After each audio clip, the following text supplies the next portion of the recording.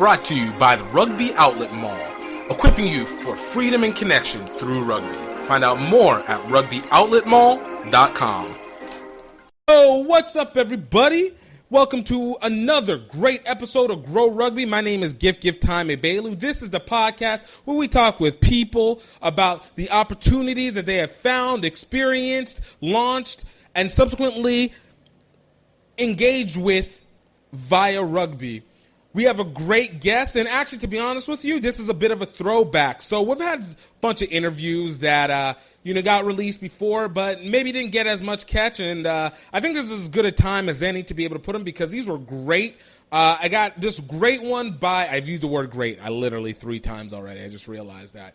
But I have this great interview by Jackie Finlan. This was about 3 years ago. So I'm not going to lie. It's old, but it's not aged. And if you don't know who Jackie Finlan is the editor-in-chief, the founder, the legend of the Rugby Breakdown. She was an incredible story, just hearing it from top to bottom. I don't know if there's that many interviews that actually involve Jackie, and I thought it was a real honor to be able to get her and to be able to talk with her at that time. And I think it's important to be able to see it because it not only lets you know about the people that are doing the work and that completely interact with how we view the sport today, but it's also to get good to know that they are people behind the scenes as well too, and they all have their own stories, and they found a way to try and make this path. Right now, you can find her stuff on the rugbybreakdown.com,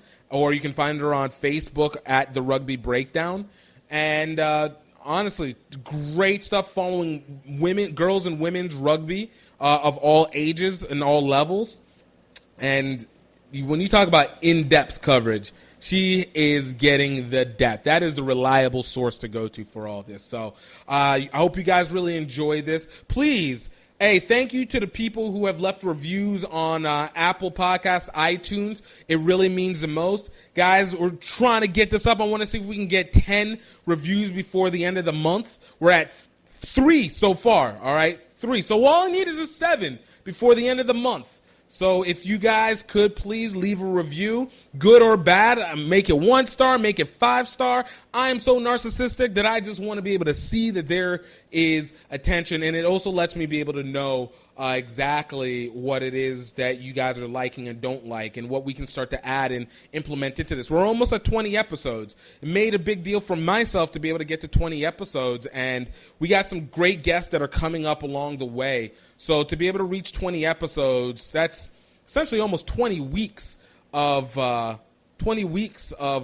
Now, I think early on, I did 2 a week, so it might be closer to like 18 weeks when it all comes down to it. But still means the most. I'm so happy for everyone who listens, everyone who's gotten to check it out, and I truly appreciate it. Of course, we got a sponsor still, the Rugby Outlet Mall. Definitely check it out. We got through out our first set of orders for shirts. Really felt good. I really appreciate those that actually made some orders for the HBC Rugby Classic shirts. It means a lot. It felt really good being able to put that inside the post office. 100% wasn't sure if I'd put the right packaging amount right initially, but it seems like everything was good, and they should be able to get theirs in the next couple weeks, in the next couple days.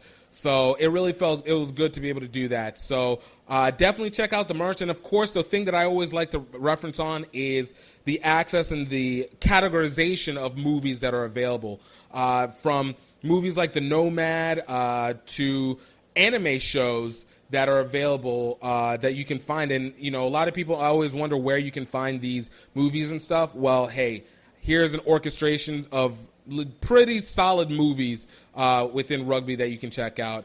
And within that rugby movie scape, please check out our documentary, Singapore to Tokyo, Any Way We Can. It's streaming live now on video on demand. You can find it at redearthfilms.vhx.tv.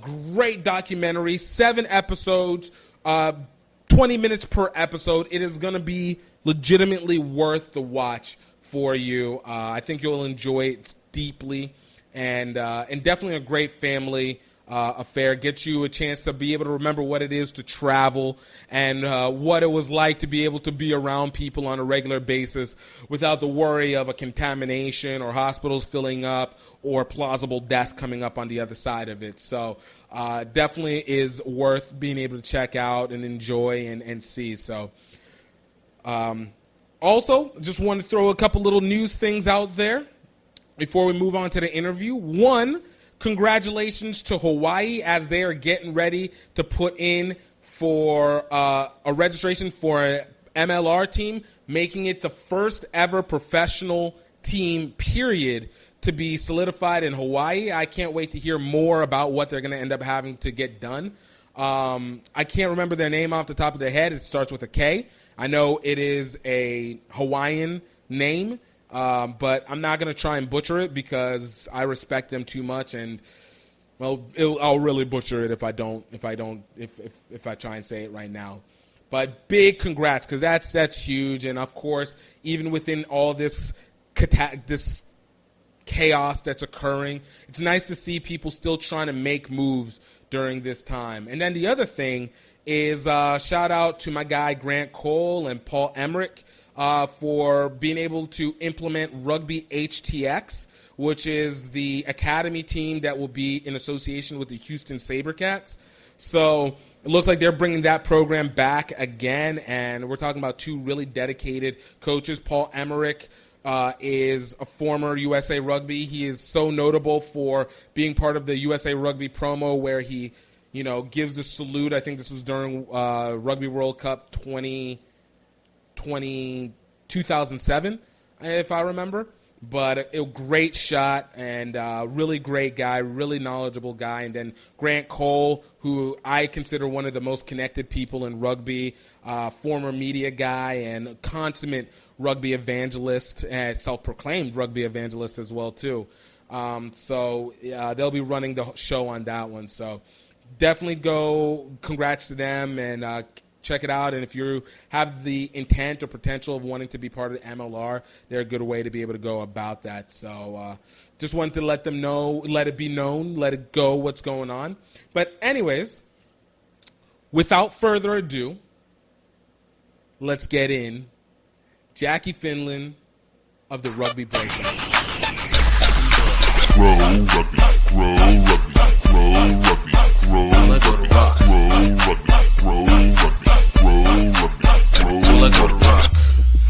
For being able to take the time to do this. I know you're ridiculously busy, so I do appreciate it big time. No problem at all. This is actually my first interview or podcast. So look, we get a chance to all this time you've been on the other side. It's nice to be able to flip to the other side of the interview table every once in a while. Yeah, we'll see how it goes. I might have a different opinion. Well, I hopefully it'll go good. I feel good about it. I feel good. So, just kind of, starting off, like what got you started playing? What got you started in rugby? I transferred schools, and I used to play softball, and then I transferred to the number one softball team in the country. So I needed to find a new sport, and that was rugby. So that was at Arizona, and then it was, everybody's story. They touch a ball, they make a tackle, and then they fall in love for life. So. I mean, was it so? Were you originally at Arizona? You went to University of Arizona or Arizona State? So I transferred from the Coast Guard Academy, and then I went to the University of Arizona. Oh, nice. Yeah. And so what was that process like? So was it just like, I'm now part of this like top softball team. I'm not getting on the field very much. Oh, look, all of a sudden rugby, or what was it? What was the transition? Oh, I didn't even try out for the softball team because my old coach, I was like, oh, what do you think my chances are? She said, well, you might be a pinch runner. So I was like, all right.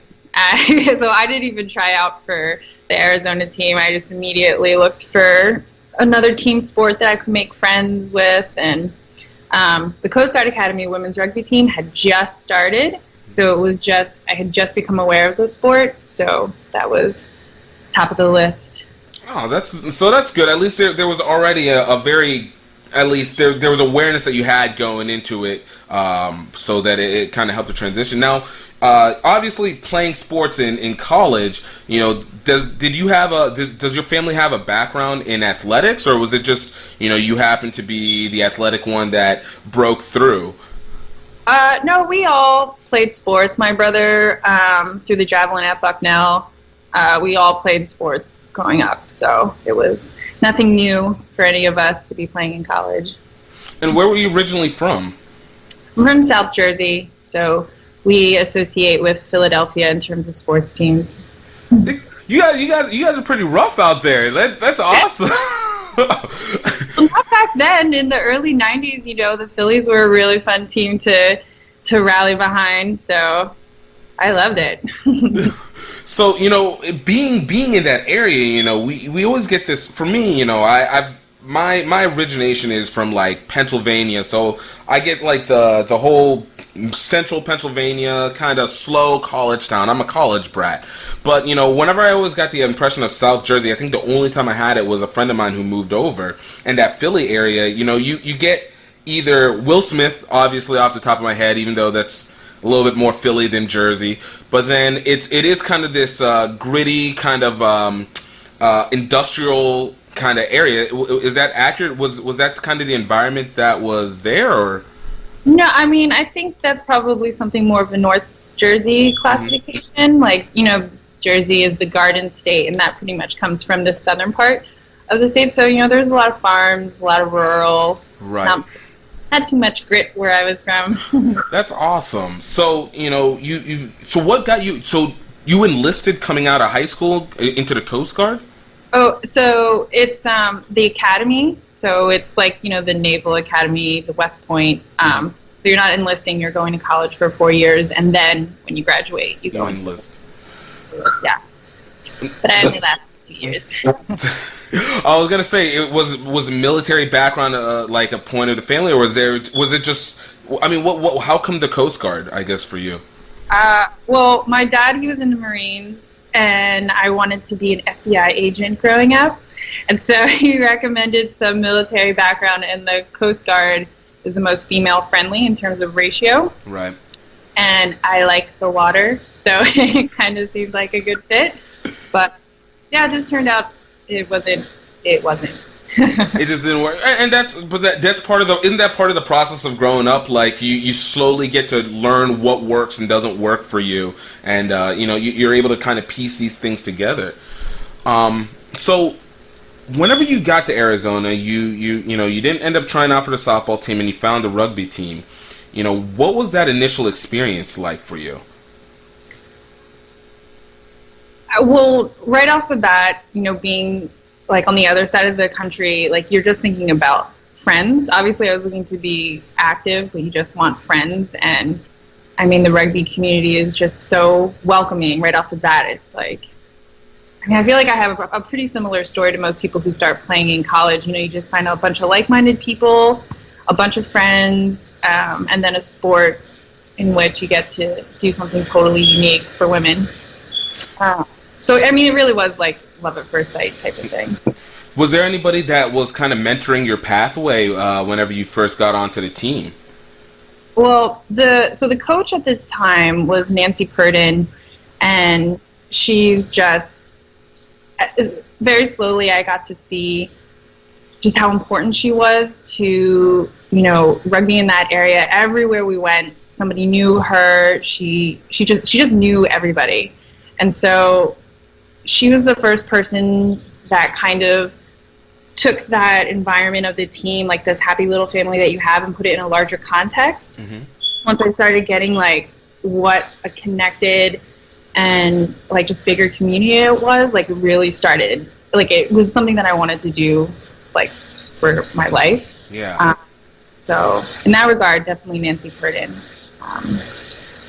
That's awesome. And so, you get this coach, and what was that first year like? Like how? Because I mean, look, even though it's all sports, and obviously there's a mentality that goes along with it, but you're going from softball, from for what it's worth, a more rigid system that was in the Coast Guard. You have an understanding for Arizona, but you go to rugby, which in the early '90s isn't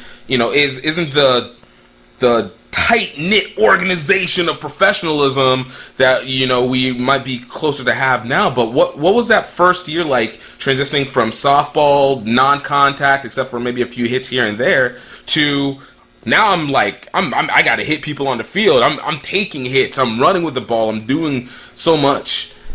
Yeah, that was, I mean, we are talking about 15, 17 years ago. I'm trying to get back there.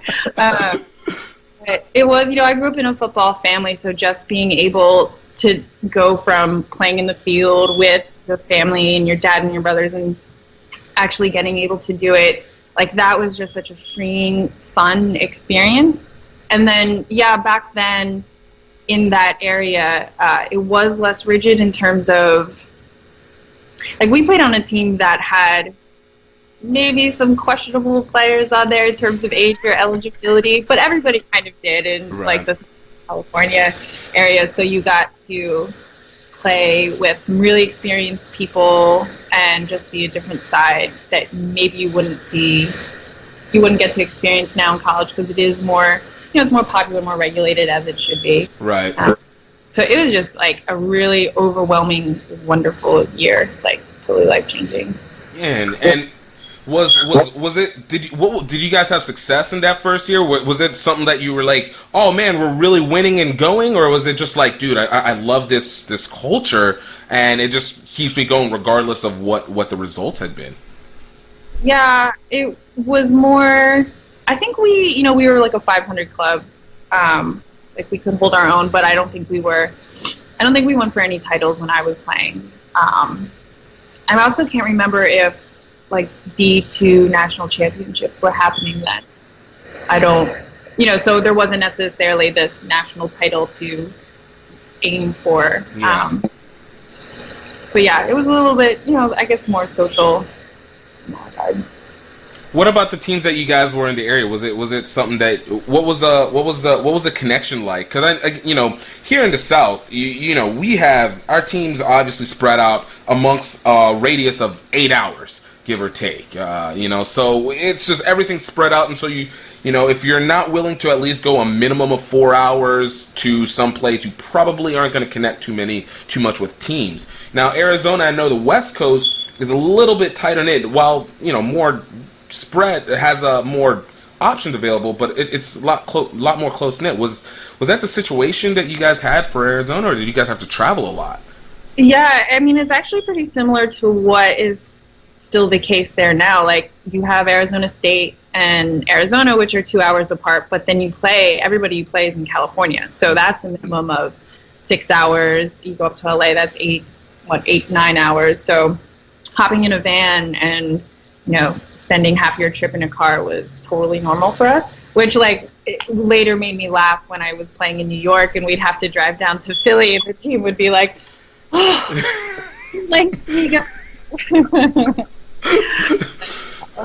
No, I my family lives up in South Jersey too, in Morris Plains area. So I remember when I would drive around and I realized everything's a 4-hour radius around here in New York and everything. I was like, this is great. I don't have to go, 8 hours over to Tampa. I don't have to go 11 hours up to Carolina or 8 hours to Atlanta. I was like, this is amazing, Yeah. But people would be like, oh, this is such a long trip. I don't think they know, Yeah. So you talk about how you played in New York. So what was that transition? What was the next step after you started playing at Arizona? What happened from there that led you to New York?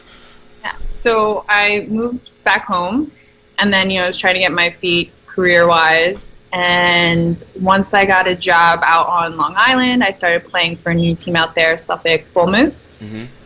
And then I played a couple of years there until I got a job with Rugby magazine in the city, and that necessitated a move to Hoboken, and that's when I aligned with the Village Lions, which I would consider my home club for Yeah. So, you'd always been working on communications whenever you were in school, correct? Yeah. What was the gravitation to that field for you? It was actually when I was in the Coast Guard, and we had one of our first English classes. The book that we were assigned was The Perfect Storm, and I don't know if you remember that movie. Yeah, of course, with George Clooney and everything. Oh yeah. Yeah, and I was like, I was like really upset that this was the book that we were assigned, and I think that was the moment where I realized, I don't belong in this science-heavy, field of study. I need, that's when I realized I wanted to stay in, liberal arts and English and so forth. So that's what I did in Arizona, and, started interning at book publishing companies, and then just kind of really followed the jobs in New York. Was there always kind of this intent to be able to go back to New York to work in that? Because, you're talking about East Coast, where obviously you carry most of these major publications. You're either going one or two directions, going LA or you're going, New York. Was there always an intent in that direction? Yeah, as soon as I realized that was the field I wanted to pursue, I knew I'd have to get to New York at some point. And it took a couple steps, but yeah, that was the ultimate goal. Yeah. And then, so you were able to, you go to Arizona, back home. So what was the attraction to being able to, what were you seeing in rugby that attracted you to wanting to start professionally for rugby?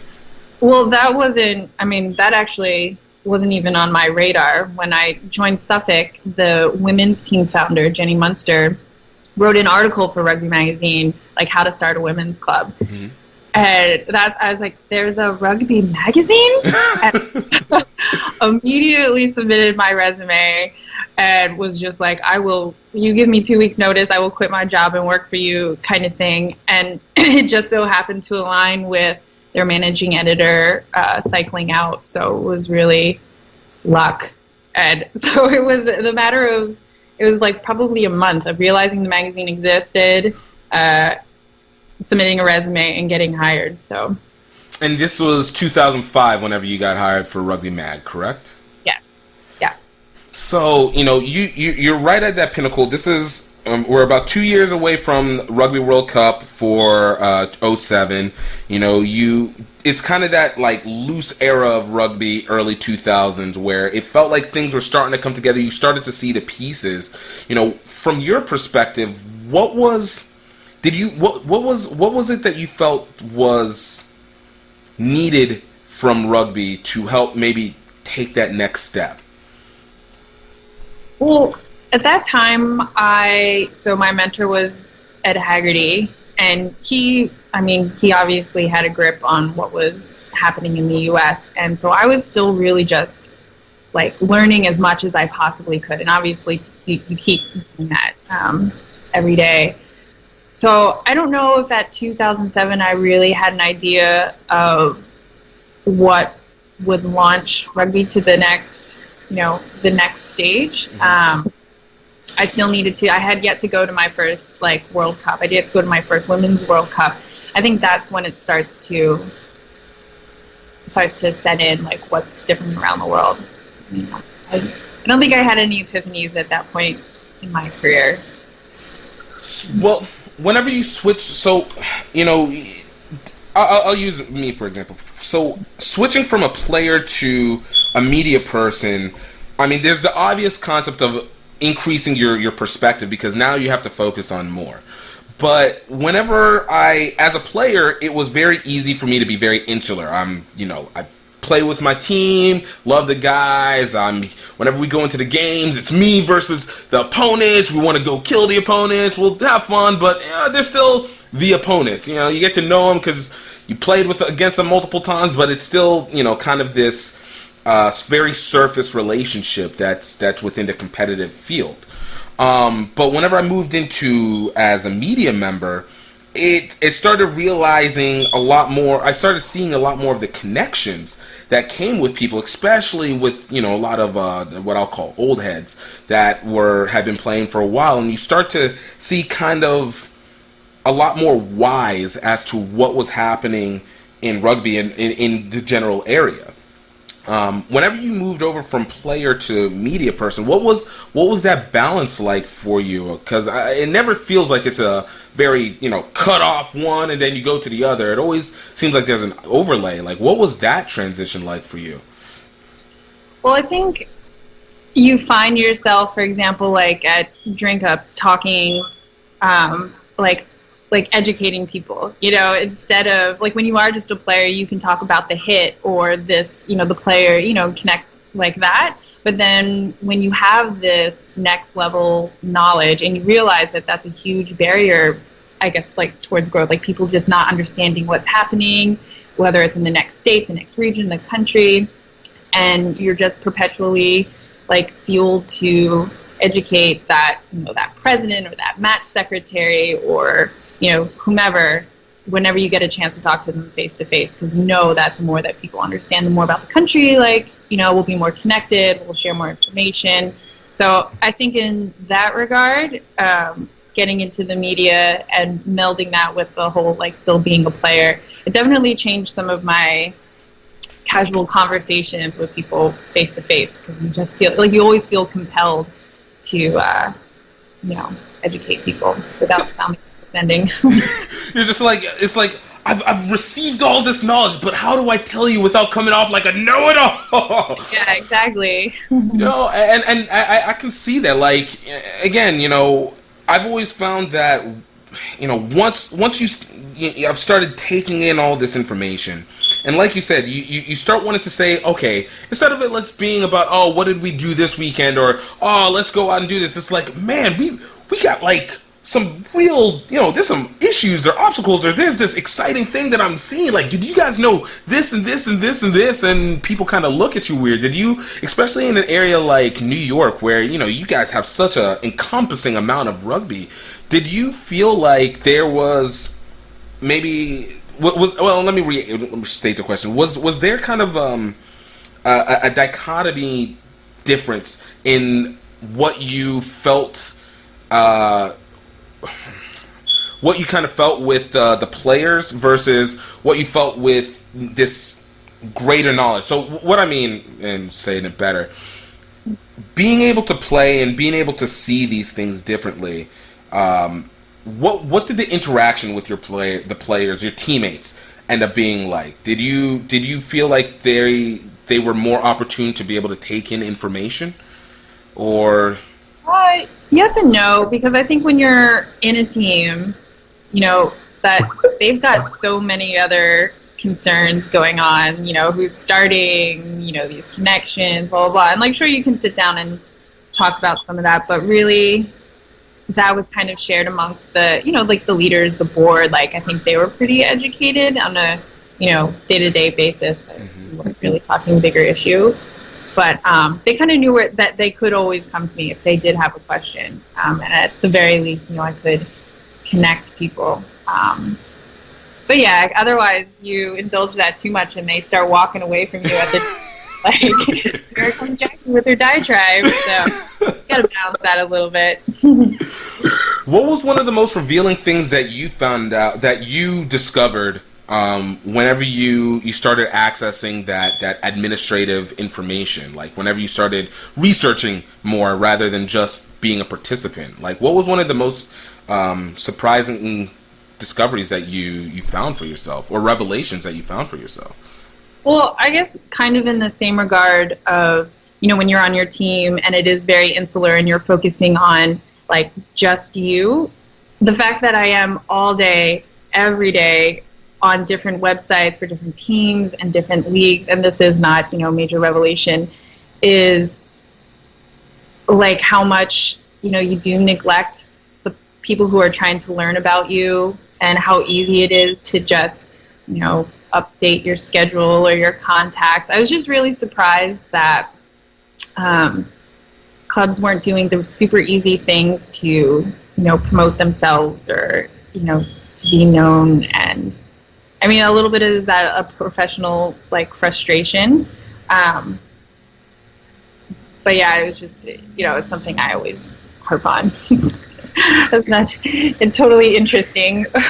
No, it's true though. Like even for me, I remember the reason, one of the things that had caught me whenever I switched over was, I would go through and I would look at everybody's Facebook pages, and initially I'd look at everybody's website, and you'd find so many sites that were just not updated, all right, and let alone, let's say, schedule, is one thing, but it was like history. It was like, what did you guys do the last few seasons? Like, what is the ideas that I can create an emotional connection with your team? I can't find it because everything is either very surface, and by surface I mean a year and a half old, or it was just we're looking at just, oh, this is where our field is, and you can come play, and we practice on this day, and then that's about it. When it came to looking at it from a communication standard, did you find yourself feeling compelled to try and interact with these teams to educate them on how to be more accommodating, I guess, to say the least? Yeah, I mean, I don't think, with the exception of my own club, I won't necessarily tell an individual club. If it takes me an inordinate amount of time to contact someone, I might say, like, you might want to update your contact list. But, sometimes in articles, or, you write that top 5, must do for your, social media presence, or, website presence, and that's always obviously one of them, be current. But it kind of seems like a no-brainer too. Right. Yeah. Oh, that makes sense. So one of the things. So I'll put it like this. It was about 2 years ago that I found out who you were.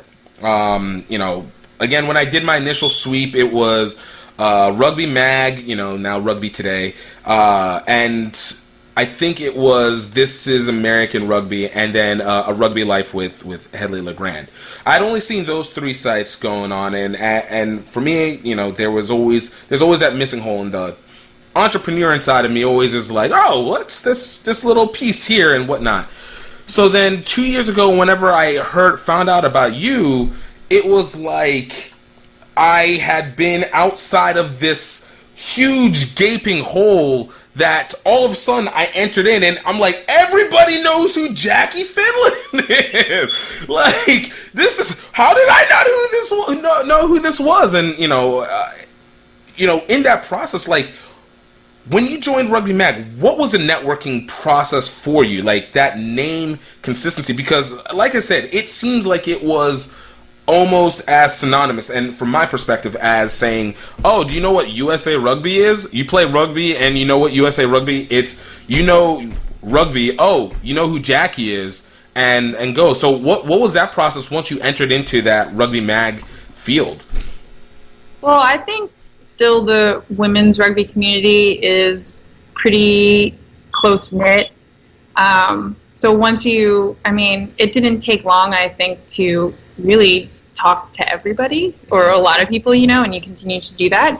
But really, there's like me and Wendy Young at your Scrum Half Connection who were doing it consistently. So when you have 2 people, it's pretty easy to know who to go to.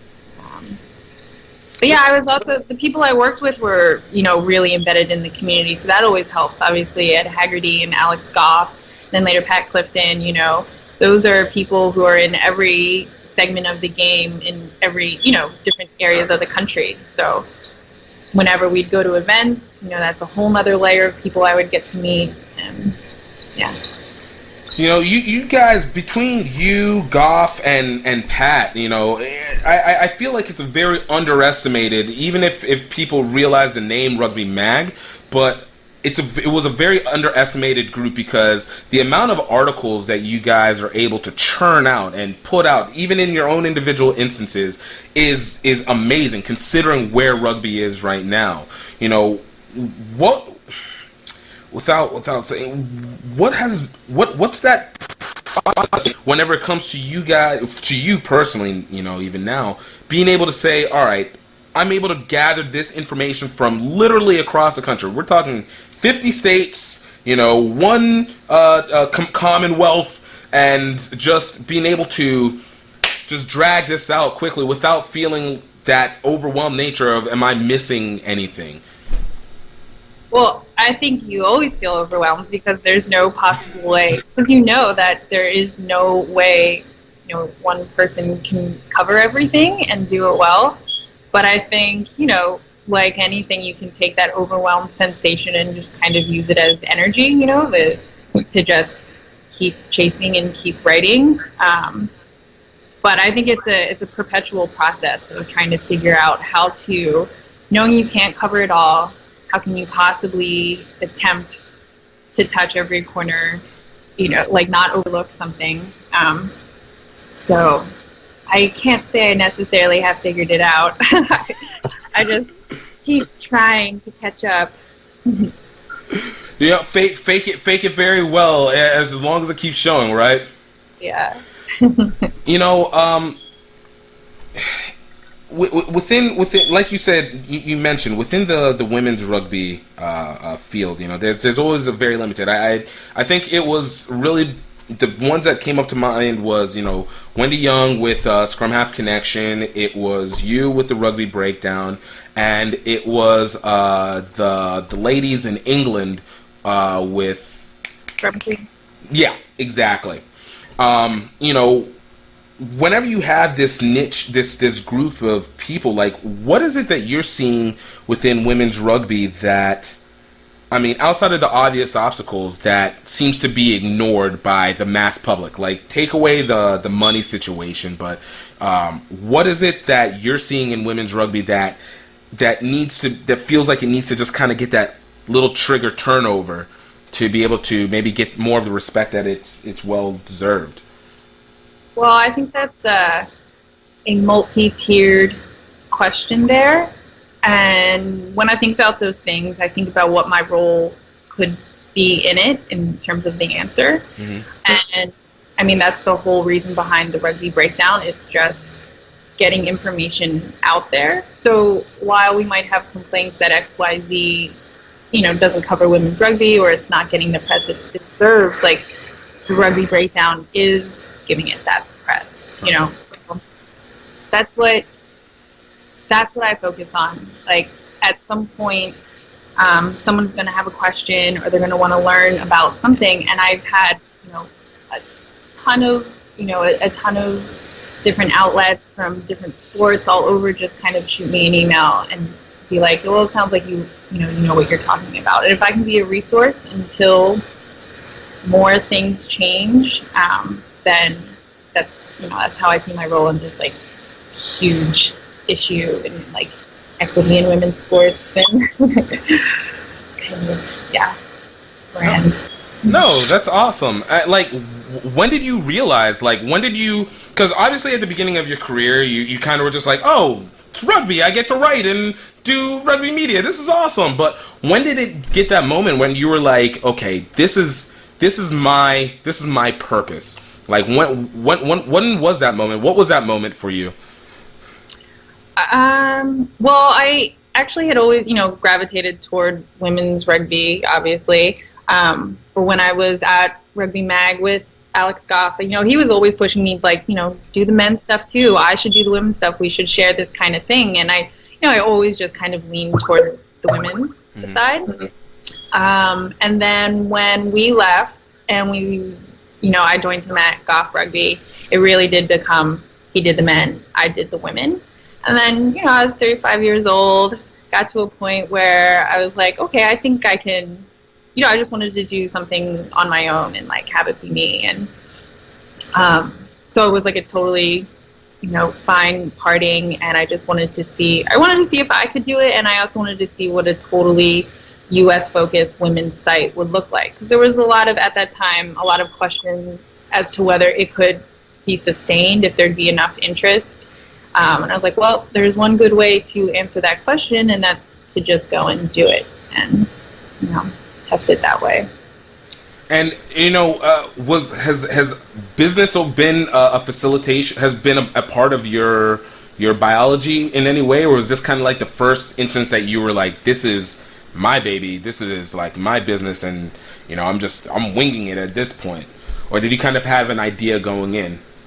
A little bit. I mean, this is definitely my first what I'd consider baby, but through all the other entities that I had worked for, there was always it's small staff, so you do a little bit of everything from designing ads to soliciting advertisers, and a lot of design stuff. So it certainly had some insight, but I've got a lot to learn. Isn't that the fun of the business? It makes you constantly keeping you challenged in one way, shape, or form.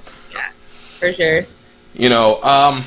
For me, I've when it came to women's rugby, and a lot of this realization came to me this last year and a half, probably about the end of 2015. I'm looking at the environment as to what rugby has, and I felt there was three things that rugby has an advantage of. It's one, it's because it's I use the term loosely, young sport in terms of actual development. It has the ability to kind of be creative in whatever way it wants to. If it grew within a digital scape, it would be able to completely earn its role there because it's not an area that's very well tapped into. The other thing was that I felt that the equitability that comes with the play of women's and men's rugby is a huge advantage over other sports, because in any other sport there's always some kind of separation that goes between the women's and the men's side, whether it's rule change, whether it's uniform, whether it's culture. There's always something that just says, oh well, this is the WNBA and this is the NBA, what's different? Well, they can't dunk over here, but it can do it here, or it's hockey, it's whatever. There's always something that's there. But when it comes to rugby, it's the same across the board. The only thing that changes is the gender. All right. And then the third part was that you have an established global entity that is already all-encompassing on all these controversial issues. So there's not an issue of, well, is there different genders in coaching? Well, rugby already has shown that women can coach men coach women. Boom, you have that. You have that in referees. Women, more so now, women reffing men's games, high-level men's games at that too, versus and men doing it such and such. And you see the crossover, and you have this established global entity. But for me, it's always been what you can do within the women's sport. Like, there's the market that's there for the women. And I felt like rugby has done in general, has done a very poor job in really outrageously marketing the women's side. For you, whenever you see how they present it, what is the takeaway that you kind of get whenever you see how, whether rugby in the U.S. or World Rugby presents the women's game? I mean, it's definitely frustrating because you see it at every event, and I mean, there are incremental improvements, but you are just you feel a little battered by some of the inequality there. But I don't really know what to say. I will say that I don't know if you read the board minutes from the last USA Rugby Congress thing, and I was pleasantly surprised to read about the the 2018 World Cup Sevens in San Francisco, where it appeared that they really had to battle with World Rugby to have it go men, women, and not just women in the morning, men in the afternoon. They wanted to integrate it so that it got more visibility. So those kind of things make you a little bit more hopeful. But then there are other things where the USA women played Canada in Chula Vista for 2 games in a week, and the first game wasn't open to the public. Right. And I mean, I asked them, they said it was more of a facility issue, but still, it's it's a national game. Yeah, it's the only 2 tests before they go to Ireland, and it wasn't open to the public. So I don't know. It's just really frustrating. Always.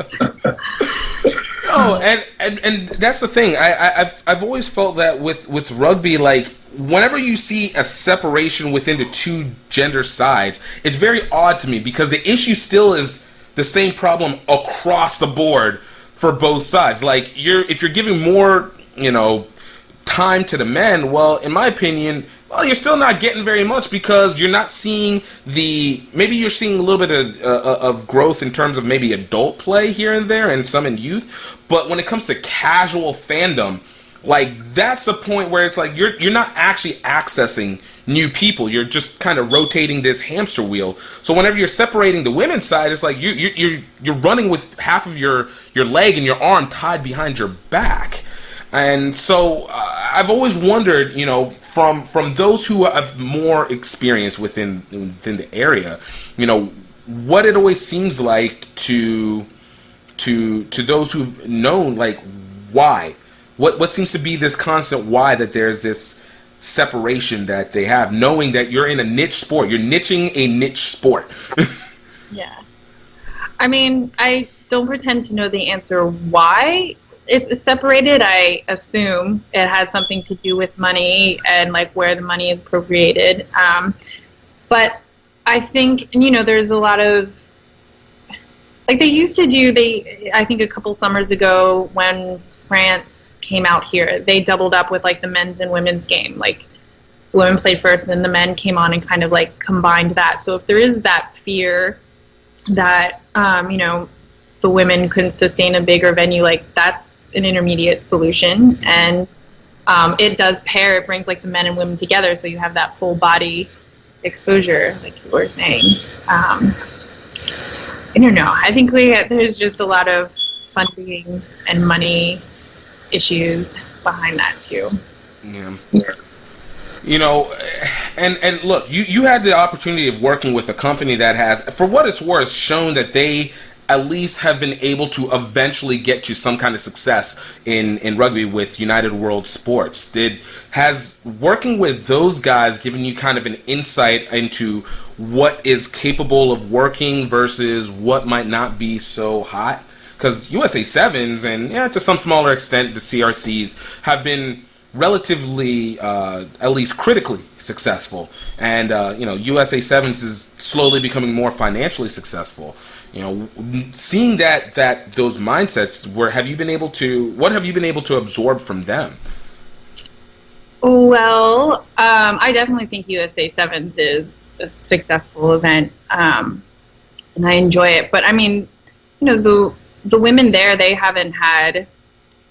were added this year because you had 3 entities there taking on the cost. So it was United World Sports, World Rugby, and USA Rugby that all got together to pay for the women to, be in the stadium and have that added stop there, or to have the stop relocate there.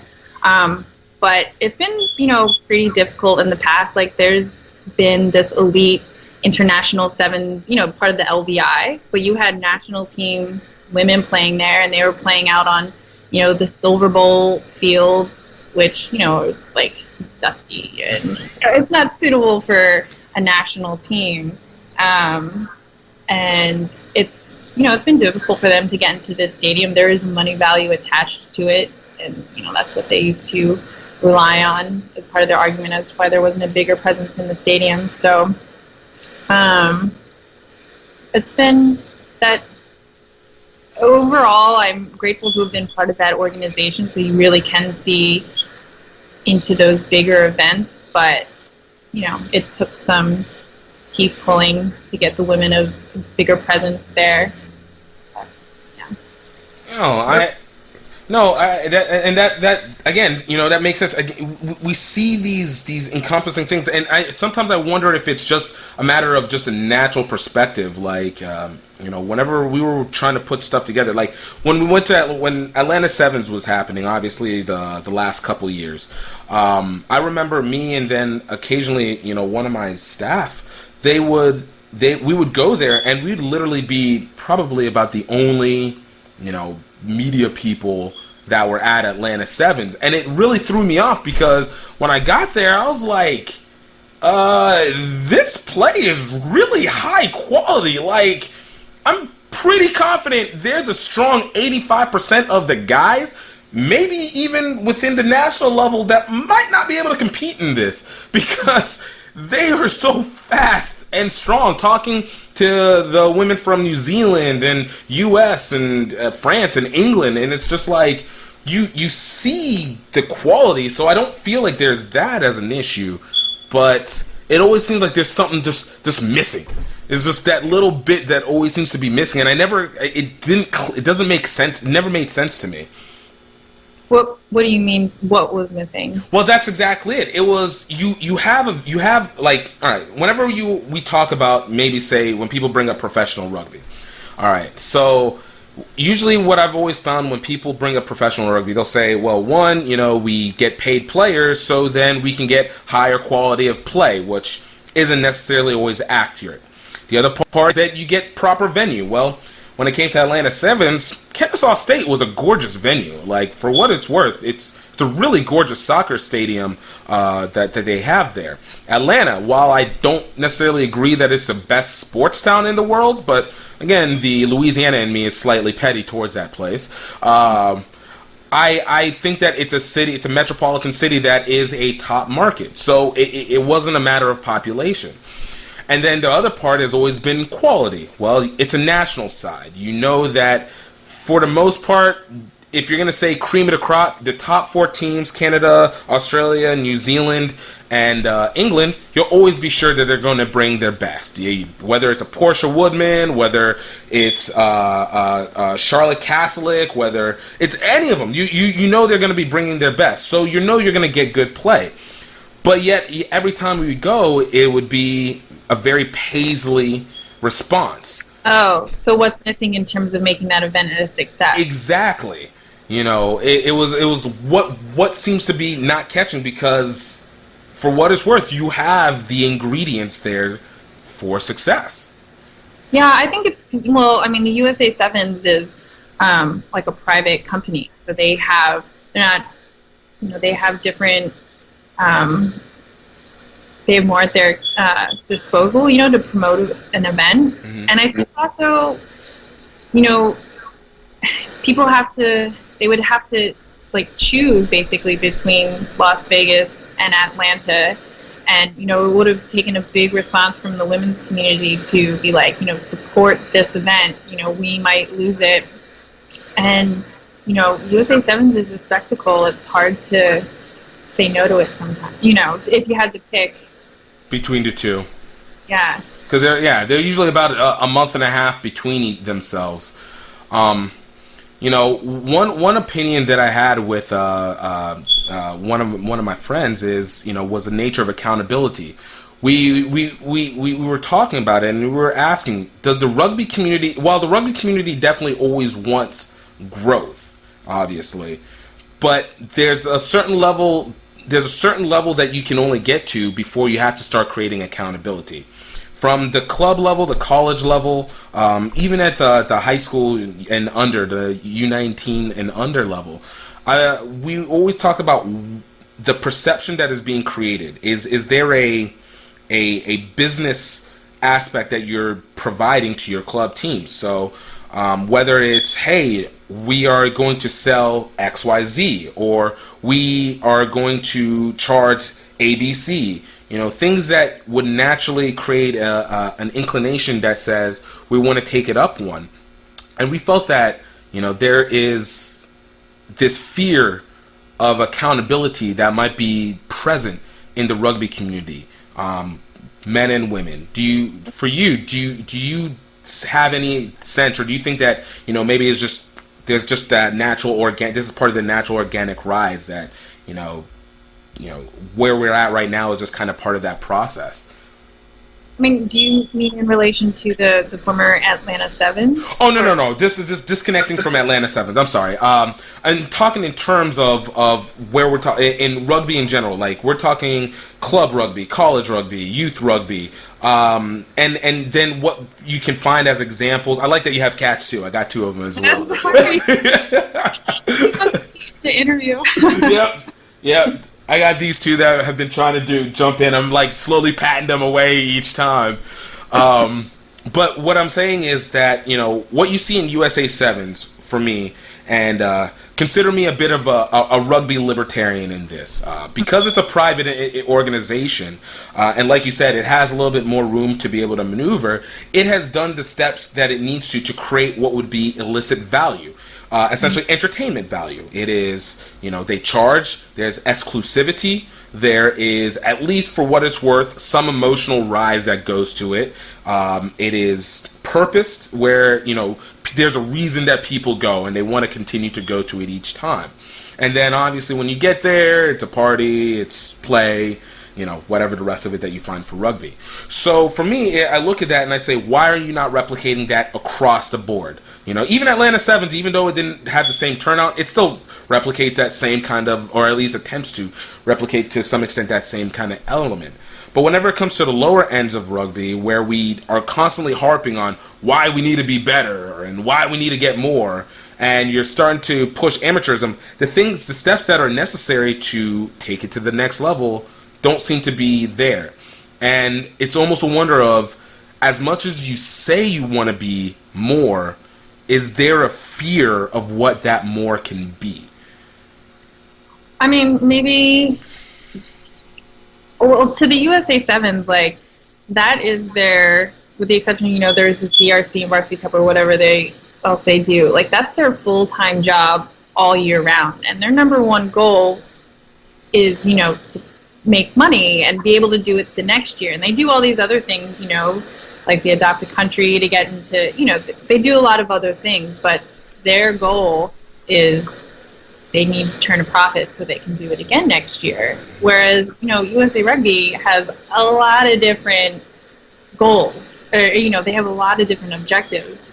But I mean, if you were to take that entity and tell them, okay, your one goal is to make sell out all the USA Eagle tests. They probably do a really good job, but they've just got, I don't think it's necessarily fair, to take a private entity and their singular goal and try to overlay that on top of an NGO. They're kind of two different things. Yeah, no, and that makes sense. Again, this is the rugby libertarian that comes out of me, where I see these aspects, and it always comes back whenever we have argument, and when people have arguments, and I know you see them on Facebook and Twitter and maybe not so much Instagram, but you'll see them pop up from time to time, and it always comes back to is, what is USA Rugby doing to insert whatever random problem someone wants to have?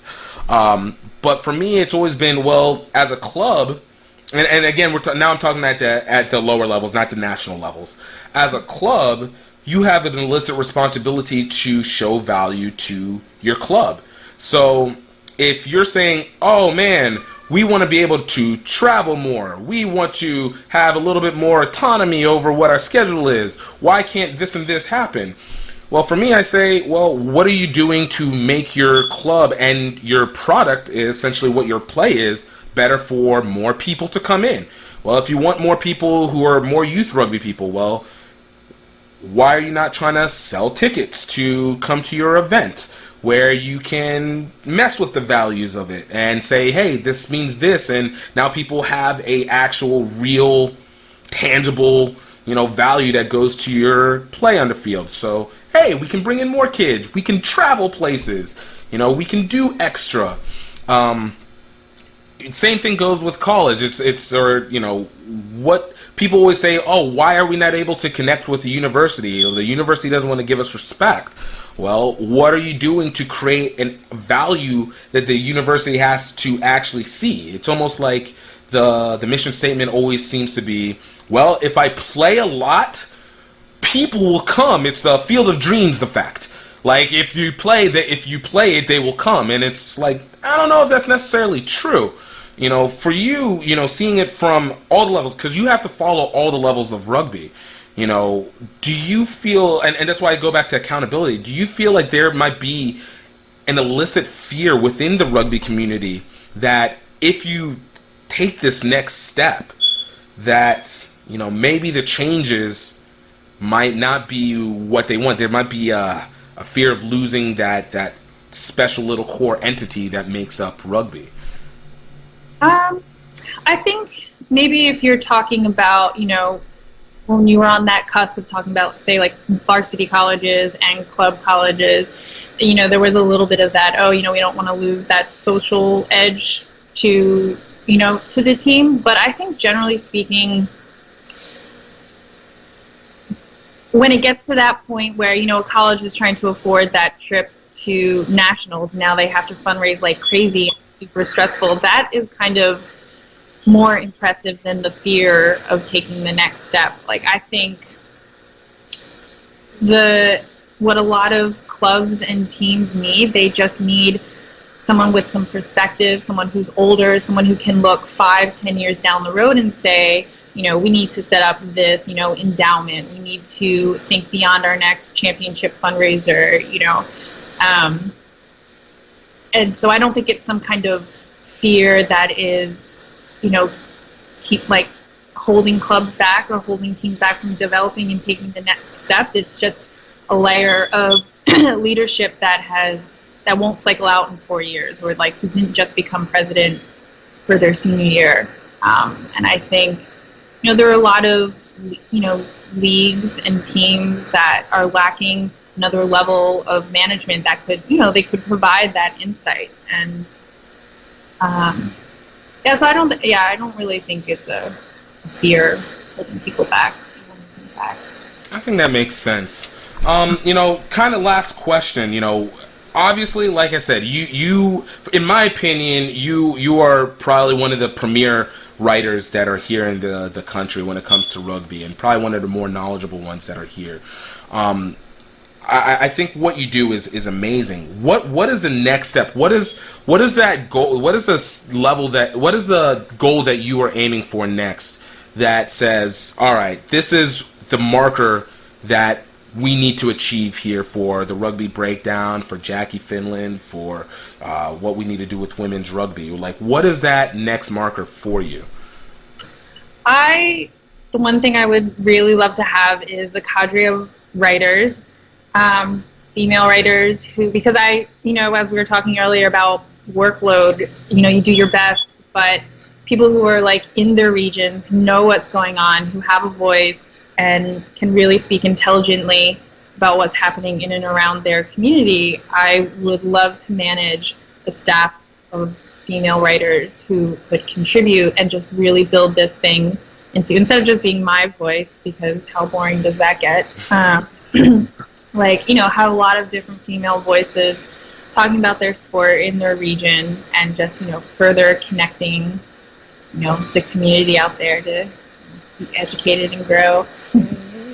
Oh, and that's awesome, and I can definitely agree with that. Hey, Jackie, I appreciate this so much. How'd you feel about this? How'd you feel on being on the other side?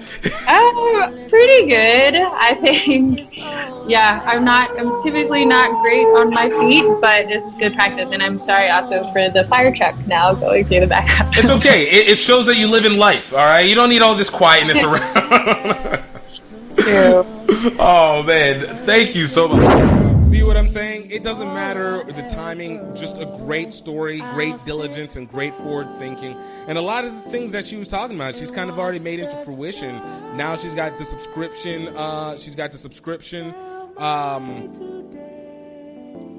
model going on for her articles. She's definitely well worth the support. She's been using part of her subscription. She's been using her subscription fees last month to be able to support social justice movements and trying to be able to make a change. And that's a person that they want to be doing the right thing, not just because it's rugby or not just doing it because it's trendy, but doing it because they genuinely mean it. And she's a genuine person all the way through. It was really great being able to talk to her at that time, and I hope you guys enjoyed it. Again, check out our website, therugbybreakdown.com. And it's I want to thank everybody for listening, guys. You guys can always check us out on if you're listening to it on Anchor, you can check it out Spotify, Apple, whatever. We'll have the video up on YouTube at youtube.com/GiftTime Rugby Network, and you can see the full video itself of this interview if you like to see the visual as much as you like to hear it. And guys, this was great. I hope you guys have a great week. I hope you stay amazing, and don't forget, I hope you stay happy. I hope you stay healthy, and let you know that you are highly favored. Talk to you later. Cheers.